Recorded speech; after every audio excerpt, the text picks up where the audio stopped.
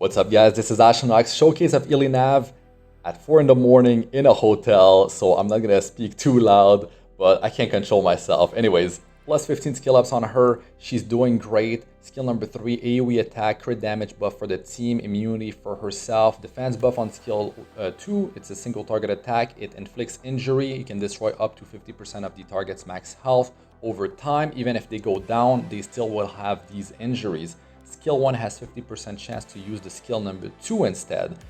So that's a lot of damage that you're able to do with the skill number 2. The soul burn of skill number 2 allows you to just use it constantly for 10 souls. So that's really sweet. So I have her on a counter set. I have her on an immunity set on Elbris Ritual Sword. And her stats, I mean, it's really hard to build speed on her, 199.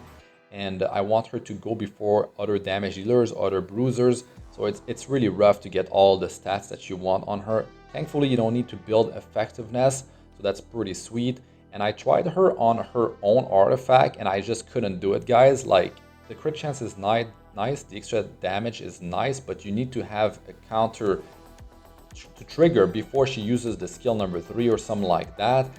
And I mean, Elbris is just too good, because if the enemy team is attacking some other heroes on your team, then like you're not doing anything. You're not you're not dangerous on the battlefield. You need to have an impact on the battle, and it just doesn't work out for me. I mean, I need to have Elbris Ritual Sword. Like, she's doing way more counter attacks because of that, and she's on a counter set as well. So when AoEs are going off, there's a really high chance that she's gonna trigger, and my Elbris is just plus 15. If you had one with more limit breaks, then it would be much better, of course.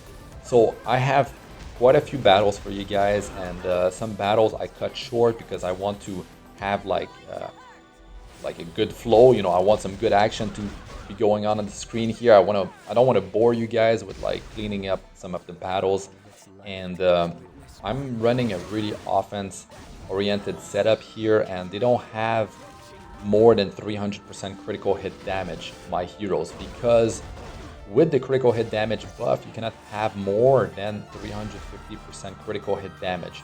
So it's important that you don't have more than 300%, or if you do, just make sure it's just a bit, right? So she's pretty helpful with the extra damage. You can see her damage herself is pretty solid, and with Charles, there's some potential of like double counter attack, which actually happens later on. It is completely insane what happens. So Charles has attack buff for the whole team. He's got the damage as well, and then the potential skill 1 into the skill number 2, super dangerous stuff. Minus build, super high offense. And I want to show you guys this clip right here. This actual moment is so beautiful. Look at that. She just one-tapped Arbiter Vildred after he came back from reviving. I had to show it. I had to include something like that. I mean, I do lose from time to time, and it was just a great show of like her potential in certain battles. Like, that stuff can happen, and if she's tanky enough, and if you're running some bruisers, and RB goes down and he comes back, and she just one taps him because they don't have, barrier, they don't have Aureus, Adamant Shield. That stuff can happen if their RB is not that tanky, and that's pretty nice to see. Like, things like that really make a difference. But of course, it is random, right? Like, she triggered the skill 2 instead of the skill number 1. So that's one thing. I have her at plus 15 skill ups. I have some pretty high offense on my team. She had attack buff as well, so that's some extra damage that allowed her to get up to like that 9,100 something damage, which was enough to one tap this Arbiter Vildred. So that was pretty cool, right?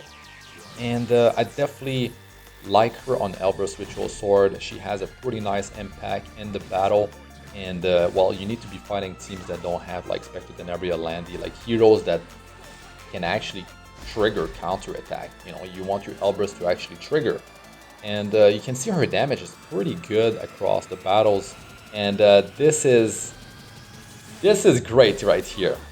Look at this beautiful combo happening right here. She had skill nullify on herself, and look at the double counter attacks. Man, that's so good. So there's some opportunities for you to pull some stuff like this in your battles. I can't wait to try her out in Guild War. I can't wait to try her out in RTA. There's going to be a lot of fun there. I can just ban on Cecilia, or I can just take her myself, and I don't have to deal with that thick barrier at the start of the battle, and I can just like dish out a bunch of damage.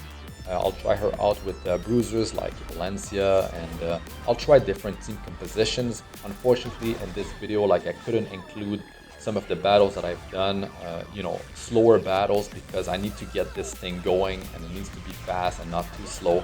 But I had like one with Chaos Axe, and the injury that she was inflicting plus the injury that Chaos Axe was inflicting was pretty nice. It allowed me to easily burst down the enemy team, and if the enemy team is quite tanky, you can just work on that. Just spam that skill 2, especially with the soul burn, and focus on who you need to down. It could be a Ruel of Light, and then it's going to be much easier for you to burst down that Ruel, you know, especially with the frenzy in RTA that is building up. So as you can see, pretty respectable damage for the fact that she's on high health. She's a bruiser and she's not selfish, you know. She's not bringing like a defense break. Who cares? Defense break is so hard to land in PvP anyway. She's bringing something that you can put to good use. Of course, bringing her versus like a team that has anti-crit buff would not work out too well if you're unlucky and you're not landing your crits, let's say. And of course, you're not going to be bringing her versus ice heroes. So yeah, Charles here, you know, you could replace him with like Ian, but the issue is that Ian is ice, and then since, you know, Ilynav is fire, most of the time you're going to be fighting like earth or fire or light or dark. You're not going to be fighting ice, and there's going to be like probably some earth heroes in there, so Ian is ice. That's not going to work out too well. I like Charles. He has a pretty solid impact throughout the battle, and he's great to clean up, especially when those counter attacks trigger, especially the skill 1 into the skill number 2, super deadly.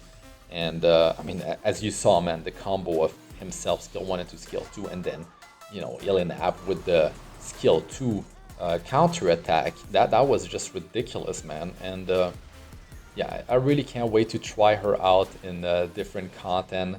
There's some huge potential for this hero. She could definitely be a meta hero. You know, she's always applying pressure on the battlefield. There's also like the counter attacks that she could trigger, counter set, Elbris Ritual Sword, and then the enemy is going to be like, man, is she built for damage? What about if she uses the skill number 2 instead of the skill 1? What about the injury that she's inflicting on me? I can't take her down so easily. She's got defense buff on herself and even immunity from the skill number 3. What about the rest of the team? Has crit damage buff, like they're more dangerous.